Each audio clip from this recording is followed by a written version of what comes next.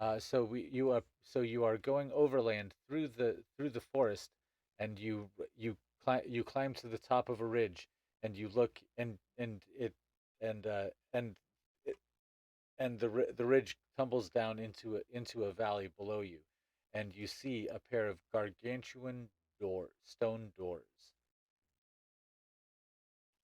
They look like they are meant to kind of rise up and plug a uh, almost like a it would almost be like a vomitorium that comes out of the side of would go down into the mountain. Do I know how to open these doors? Would I have remembered how to open these doors? Those doors opened from a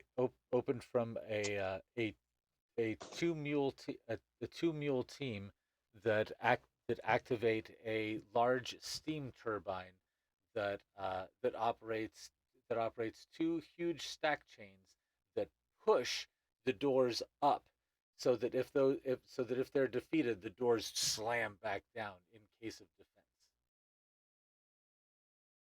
So they have to be told to open. And that's the giant ones. There are three smaller entrances that are Oh, around it. One small maintenance door that's located right next to the bottom left hand bottom northern edge of the door. There's one all the way up at the northern top edge of the door, which is kind of like leads to an observer's platform. And there is one higher up the mountain, above the center of the door, that is kind of like another observation platform. But this one is a little bit ritzier and better appointed, and has a little fake plant awning that stretches over it to kind of shade it and camouflage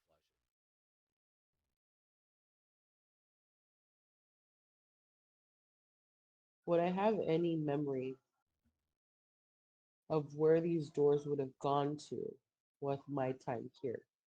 it. Yes, the two doors on the side were mostly for service and such. And there's actually a stairway on the inside that that goes up about 30 floors, um, that connects the two levels. And there are doors on the way there that connect out to various other levels from the large hangar that's on the inside of these doors.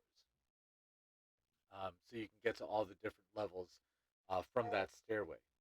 Which Uh, one would make less noise of seeing me going well, through that? that would actually be the one that would actually be the door on the balcony that's in the middle, because that's more of a royal observation post type of Okay, thing of, like, I will stand here and above my creation, and it shall issue forth below me, type let's go of to the of Ritz. location. Um, Okay, let's go and through the Ritz one. that actually has a couple of, as you recall, has a couple of dedicated elevators that that either whisk you up to the royal apartments, or as well as down to the engineering floor, and over to the main elevator shafts of the entire city. We're gonna go into the Ritz store, and I want to be whisked away to the royal apartment. Okay. So roll me a survival check followed by an athletics check. Okay.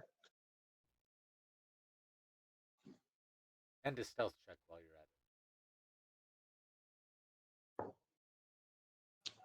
Oh my gosh, that was a 3 for survival. it. Okay. Let's not get bad throws, please. Oh my gosh, that was a 2. Oh Don't no. remember what the next one was for. Oh my gosh, what are you? A 6 or a 9? That's a 9, right? Yeah, that's a 9. Okay. So Oh, so you begin climbing up, and you quickly realize that the landscape has somewhat changed. It appears to be a very dry season, um, and it would have had to be dry for a couple of years in order for it to be like this. And you don't remember it being like that before you left. The Before air was dry, you said? the land is dry. The land. The land is very dry, and you remember that it had been very wet the uh, the last couple of seasons before you had left. You see signs of recent wildfires.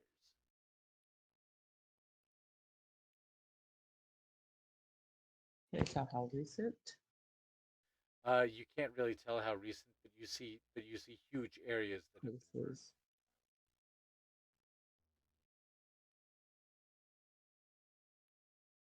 And this was as I was entering the door.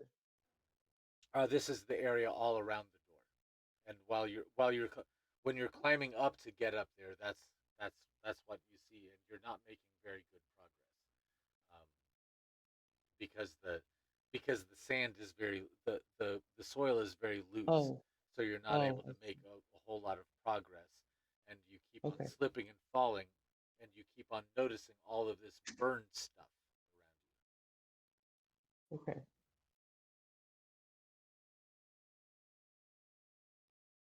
Oh, it's taking me a lot longer to get to this place, you. like to Yes, get up to the doorway. yeah, it takes you actually probably almost 6 times as long because Whoa. it's like you're walking knee deep through ash. Now, this is from a fire, not for, no, it wouldn't be from that because lava would turn into rock. Yeah. Um, to the door, as I'm climbing, I want to look up around the door. Now, does it look like fire marks or are there like other traces of an attack, like arrows or rocks, like being like, Looks like wildfire marks. And the stone is definitely blackened in patterns consistent okay, with wildfires. well, I'm gonna be trudging on. Okay. You after a couple of hours you finally make it up and over into the balcony. Um, because you're trying to go slow, you're trying to be subtle. You kick off a couple of small rock falls as you go, just because the land is a lot looser than what you remember. Um, and a couple of the paths that you remember have been subject to rock falls. So you have to double back a couple times. Okay, You finally make it. You finally manage to go kind of far up the mountain, and you come back down over to the top of where the cupola is, because that's what it okay, takes to actually get there. okay. It's almost like this little skeletal finger that's pointing out of the mountain, that's supported by the earthworks inside Oh, more than okay, by the mountainside. Um, and you don't remember it being like that. You remember the cupola, just came up out of the poked gently out of the mountainside, and now it's almost like a finger sticking out of the side of the mountain, like the mountainside has been eroded away a bit. okay, Uh, you come down and so you come down onto the worked stone of the cupola, and it's dead silent. It's dark, no signs of habitation whatsoever. There's actually a thick layer of dust on the ground that would have given away footprints that you notice immediately.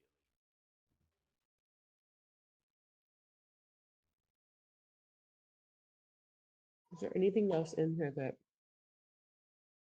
seems slightly misplaced from where I would have left it? Um, no, there's a couple stacks of chairs in the corner. There's a cooler that's sitting in the corner that's not even powered on right now. Um, a small banqueting table, a couple of small inactive steamworks that look like they're just like automated serving trays. Um, nothing that looks like and those actually look like they haven't been activated in some time. And this cupola is like my royal apartment.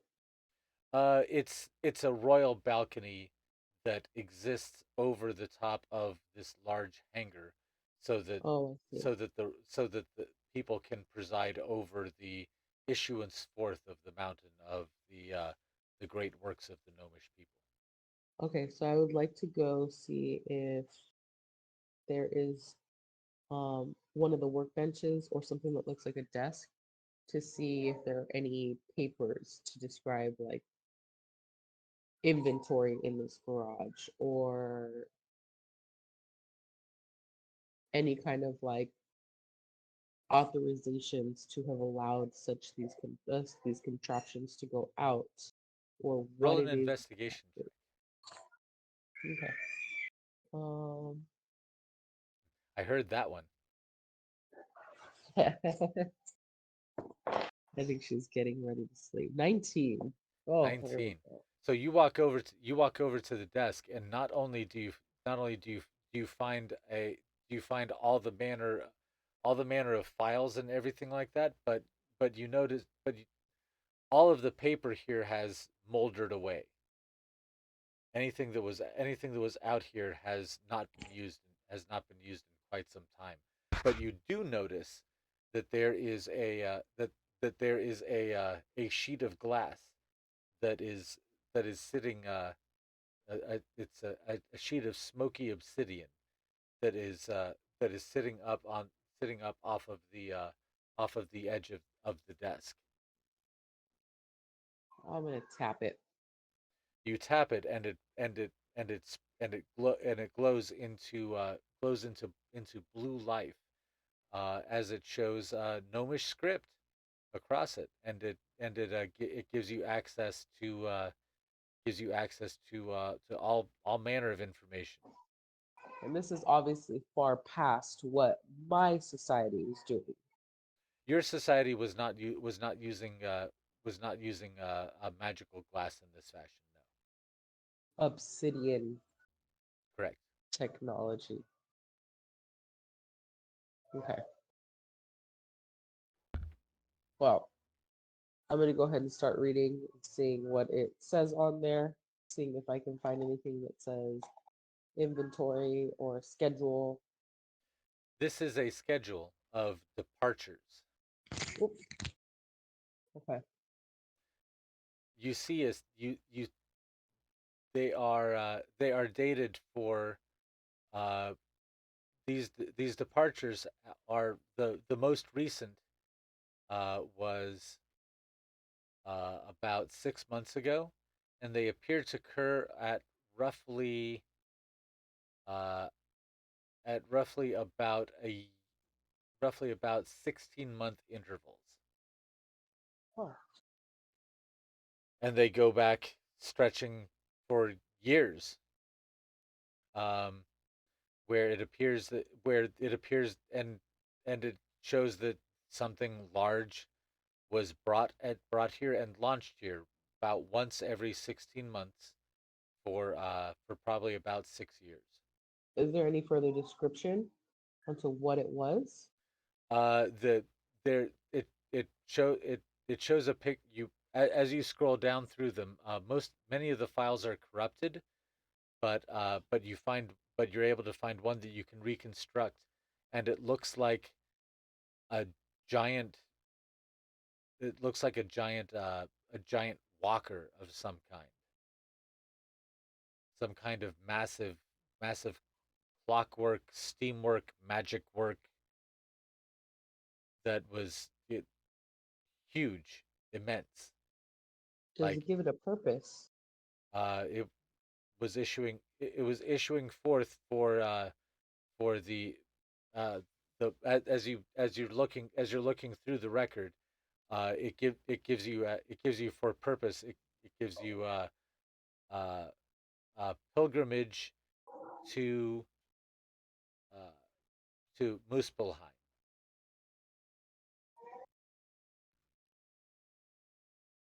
The pilgrimage to where? I'm sorry. To Muspelheim.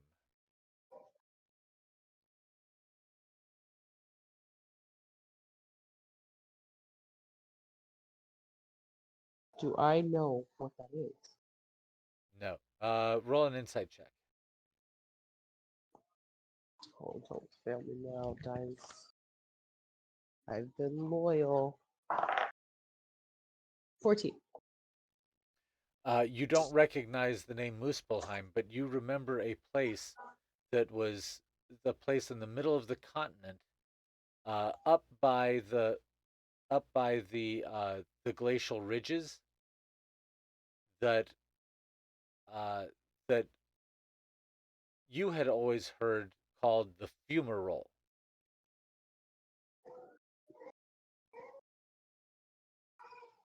When I But heard of this place, was it always good things? it was a passage to the land that exists underneath the ice sheets in the Underdark,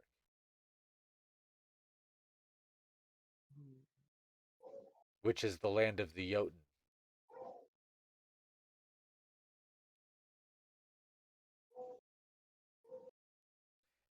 Uh, What and was the link? roll me roll me a religion check. Hmm. 7. Uh, you remember Again, hearing of the Jotun before, but it's distant, and you're not really. I mean, it's like something you remember hearing your grandmother mention a couple of times. But aside from that, you don't really know much about it.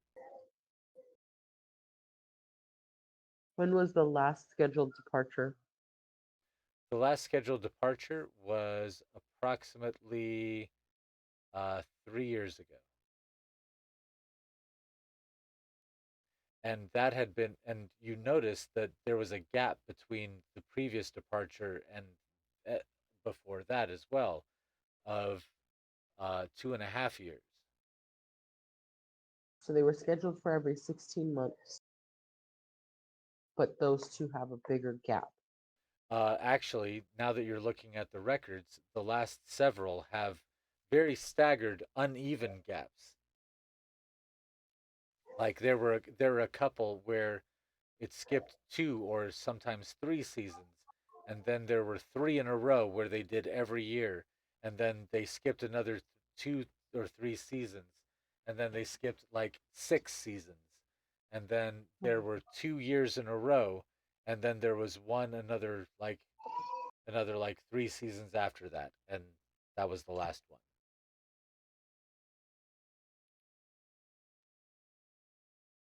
Okay. So it's kind of haphazard. Like it went really strong. It was a tradition that went really strong for a long time, but kind of petered out at the end. And there were a couple attempts to revive it, but didn't quite get revived.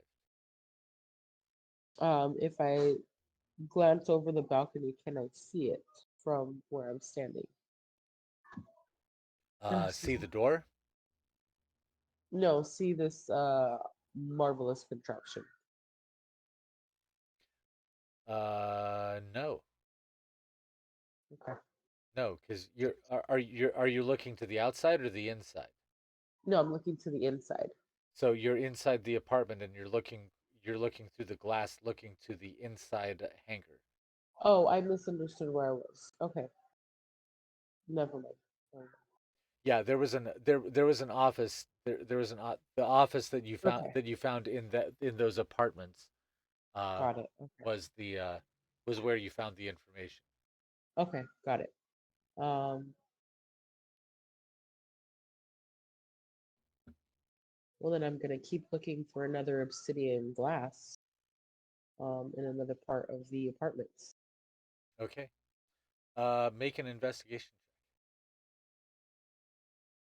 I do have a personality trait. The first thing I do in any place is note the locations of everything valuable or where such things can be hidden.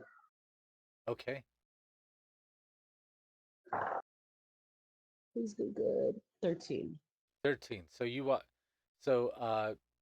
so you go so you go into another room, and this room seems to be a control room, whereas the room that you were in before seemed to be like the observation room that all the important people would sit in. But this is the control room that the people that actually control what's going on are actually doing.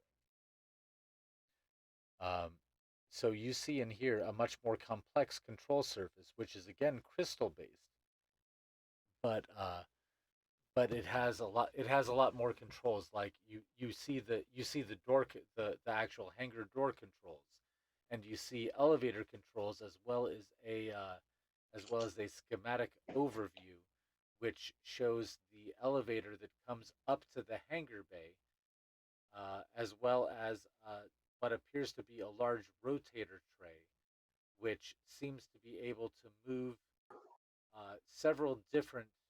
It moves something in something that's vertical. There's some sort of magazine that that has an ammunition of some kind that can be rotated to align itself with the door. Okay. But whatever it is, it's huge. Like it's kaiju sized. Right. That's tempting. You also see like you find an emergency schematic of the area, like an evacuation diagram, and it Hmm. shows you a diagram of all the stairways on the area where you are, and it shows evacuation diagrams on how to get to jump tubes that will allow you to jump and drop down to safer areas far below. I'm gonna keep that. Well, Gonna grab that. it's like bolted to the wall. You know, it's kind of like a you are here and here are the emergency exits type of. You know, it's a piece of paper that someone puts in a little hanger on the wall. So Yeah, but couldn't I like yeah, crack it yeah. Well, and yeah, then you can grab the piece of paper out of there and use it as your navigation map. yeah, I would like to take that with me Great. Uh, because so it so the entire area is roughly cubical, where there where you've got the large doors on one face of the cube, and then the large hangar is roughly that cube. Then beyond that, there's a large rotating structure that has been built inside the mountain that can align these large objects uh-huh. into the hangar. And then then beyond that there's a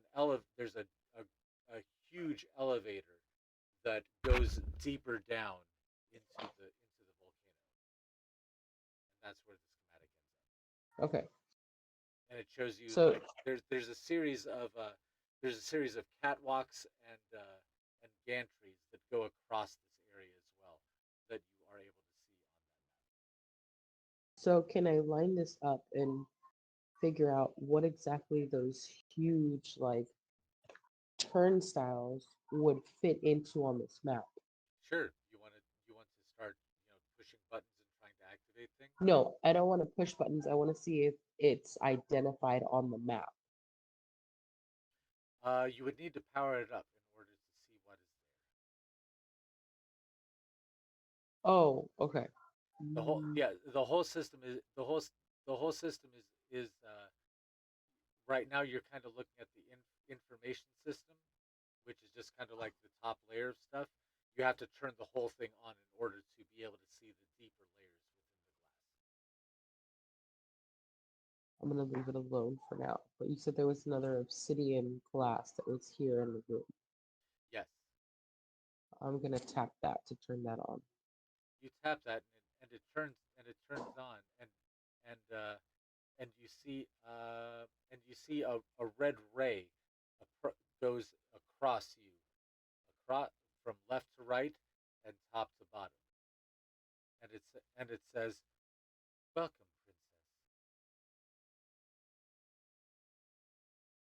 princess," and it pops up with several windows of information.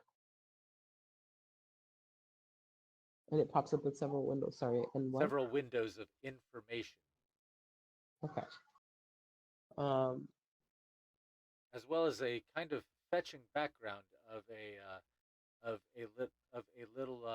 little rock dog, um, just kind of looking like catching a little toy that's thrown at it in midair. you're cutting out a little for me. Sorry, So a little rock dog that's a picture of a rock dog catching a toy that's been tossed to it in midair of the uh, is the background that comes up. it's princess. That's Yeah, too and then happy. five windows of some sort of different information. Let me go ahead and take note of what each of those windows is trying to give me information for. The top window gives you economic information the uh, on the Klickitat stock exchange. The second window gives you information about tactical readiness of atomic weapons in both the North Range and the South Range. The third one gives you an allocation of naval assets out in the trackless sea, which are mostly on listening posts, but they all seem to be just kind of sitting there. You notice a total of 26 different vessels whose positions are marked across the trackless sea. Um, you see another window which is kind of a like a status output of the entire city. It gives a kind of like a vertical view of the layout of the city, and almost the whole thing is lit up in red. There are only a couple of there are only a couple of spots that are lit up in yellow or blue or green. And the fifth one the is a feed that appears to show a rock dog sleeping Oh, sleeping on a very ornate cushion. oh, if I know anything about pets, he's gonna know it's not me. Gonna You leave know him what? alone. You've seen a rock dog before, Yeah. but you don't recognize this one. But they're kind of useless creatures.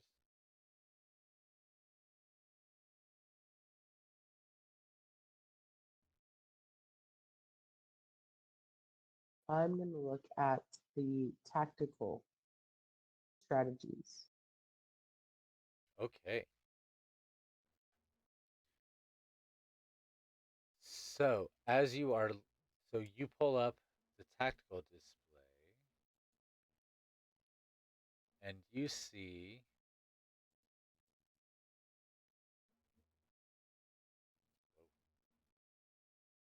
Give me multiple copies of the thing that I was double clicking on. So this is a picture of, and I'll size it more appropriately. Give me a moment. Oh, that's not it. That's it. So this is a picture of the entire world, and it shows you that you are here. And this is a diagram of mostly the oceans, and you see spread across all of the oceans are 26 different vessels in various different places. There are seven clustered here, which shows you the city of Pure Song, which you happen to know is one of the three large free cities of the planet. And this is the place where the Mer people and the surface world people come together to solve problems between the two realms. There are seven ships here.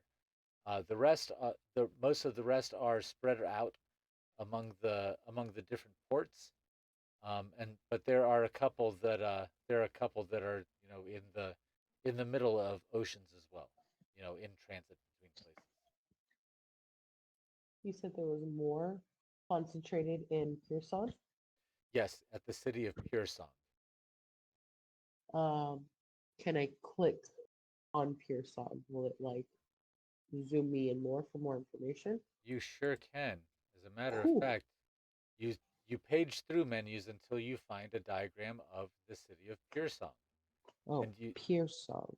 Pure Song, and you would know that it is a sacred mountain that is also an island, a four-lobed island that rises up out of the sea, and the island and the high part of the mountain is sacred to the Mer people.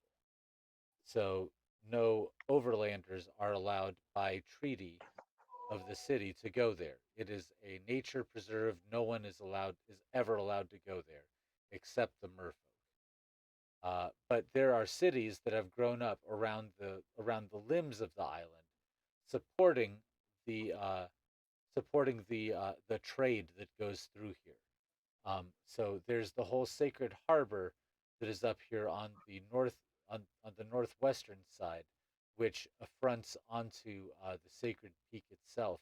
But there are there around over here there are places that there are places there's a large city that exists around the margins of the island here, and around the whole margin of the island here, um, with many different races living in the area as well. Okay. All the waters around it is basically a merfolk metropolis.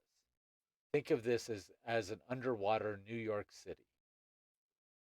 The only So difference is that on the land, it's just only where the said overlanders are allowed to reside in, not reside in, but have correct. their marketplaces. Correct. So all of these upper areas are left to be completely natural, and no one is allowed to venture into those areas. But these lower areas are all densely populated city. There's a Tabaxi quarter, and there's a High Elf quarter. There's all everyone's got a different spot here. And then there's a large administrative and military quarter where the volunteers of the Pure Song government, um, which is a very kind of crunchy, hippie, fifth sacred thing sort of government, where everyone is represented and everyone has a representative. Um, they actually operate a military that patrols the waters because there are lots of pirates and such that live on the various little tiny islands, and there's tens of thousands of these islands that exist in this huge archipelago. So it's very hard to if you if it's very hard to track someone through this. And there's a dedicated shipping lane that goes through here, which is this purple track right through here. Oh, hold on 1 second. I gotta reroute a baby. No Hold on worries. 1 second.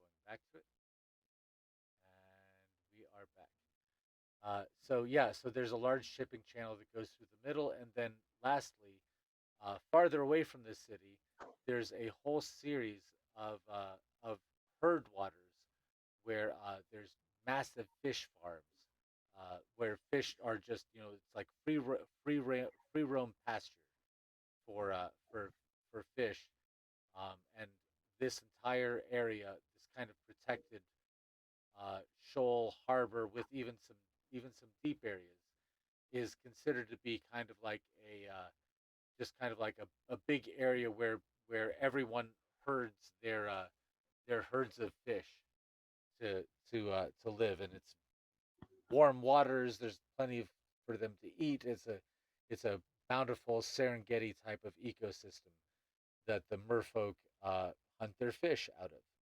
of, and herd their fish into. And on land around this whole area, this is all a big halfling area, um, Uh-huh. and they keep these huge herds of uh, of of food beasts of all kinds, and they export food from Pure Song all over the planet. Oh, That is caught here. This it's kind of like the protein breadbasket of the planet is like right here. okay. So Pure Song has their one of their main exports is food, and even you would know this, being from another So planet. is there is there any memory indication of why we would have strategies there except for to take over their marketing? Like, is it a military strategy to take it, or is it a just in case strategy? Anti-piracy. Oh, It is a task force that has been assigned to that has been assigned to the Pure Song to the Pure Song Harbor Protection Force.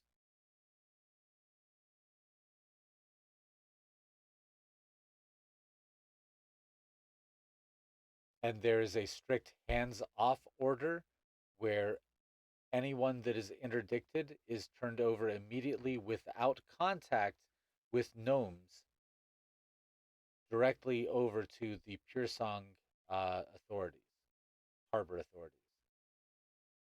So it looks like the order is for gnomes never to be made visible to the public. so we're a silent task force. Yes, but you see that all gnomes who are on the task force when they're out on patrol wear these large powered suits of armor, Huh. which make them look like 30-foot tall mechanized giants. And is this in relations to the fact that we're like public enemy? Actually, it seems more like gnomes don't want to reveal who and what they actually are. As you're looking through all the different stuff, it's like, yes, there were no breaches of intelligence, no one actually saw us, or these people saw us, and the loose ends were cleaned up. Cool. I like that. I like that a lot. But we are bound by treaty to provide, assistance to the Pure Song military in order for access to the market. So this is what we provide. This is what. So we patrol the harbor for them, but we're kind of like this. But you're kind of like this faceless patrol unit that just comes in where the cops can't. Where when the cops are ineffective, these people come in and just kind of grab the criminals and throw them into jail. Okay. They're kind Okay. of like That makes sense. tops of top. They're kind of like cops of Right. last resort, or like expert Coast Guard. Okay. And as I'm scrolling through, this seems the same to all of those areas that I'm looking at. All of the strategies. You find 7 ships at Pure Song. This is a larger view of Pure Song. So this is the island of Pure Song here, Mm, kind of in its larger milieu. So you can see how all the world trade routes come through this archipelago. Uh, okay. so this is where Pure Song is here on the Right. on the world map. So you're able to see that there's 7 ships here. Over here at the great city of Atlan, there are only 3 ships assigned there. But this is also a much sheltered harbor. They and this is one of the ends of one of the trade routes. So this is all a very sheltered harbor. It's very well kept. It's very well protected by the feathered dragons that rule there. And then the other side of the trade route over here is back at your hometown. So you would send exports this way around the world and down this way around the world. Oh, But ultimately, it appears that most of the ships that you are sending around are exporting technology, and only a few are actually military. okay. Does that make sense? I want to. Yeah, that makes perfect sense. I want to switch over from the tactical, go to another section. Let's go to the stock exchange, the gnome stock exchange, because I want to see how well Yadwiga is doing for us. Yeah. You pull up your personal portfolio on it, and it actually shows you Yadwiga's personal portfolio, and it looks like you are the gnomish version of Croesus. You are wealthy beyond the dreams of avarice. Ah, this brings me joy. Brings me lots of joy. As you're looking through it, a notification comes up. Do you wish to press it? I wish to press it. You press it, and it pops up an article uh, in Klickitat Weekly that is a glowing article about Princess Yadwiga. Ah, There's a picture of you on the front with your hair shaved to about a half inch off the side of mm, your head, and large metal tentacles seem to reach across part of your face that ah. have glowing streaks in them. And you notice that your left eye is replaced by a large glowing red crystal.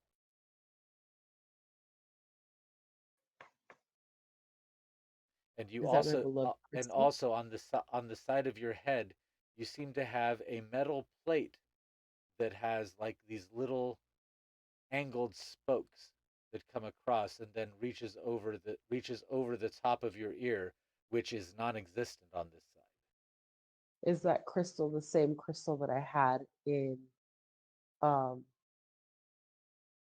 Isle of Dread? It is. It is Oh my precisely the same crystal, oh my goodness. and it is in your eye.